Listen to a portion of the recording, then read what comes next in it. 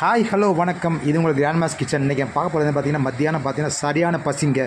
நான் வெளியில் கடையில் ஆர்டர் பண்ணி வாங்கினது தான் ஸ்டார் பிரியாணி. மதுரையில் ரொம்ப ஃபேமஸான கடை தான். இங்கே பாருங்கள், ரொம்பவே பாருங்கள், சூப்பராக இருக்குது, நல்லா இருக்குது ரைஸு. இது பார்த்தீங்கன்னா ஜீரக சம்பாலா பண்ணியிருக்காங்க. ஸ்டார் பிரியாணி ரொம்பவே செமையாக இருக்கும். இந்த கடையில் எல்லாமே சூப்பராக இருக்கும். இதில் பார்த்தீங்கன்னா இந்த மாதிரி பேக் பண்ணி அழகாகவே கொடுத்துருக்காங்க.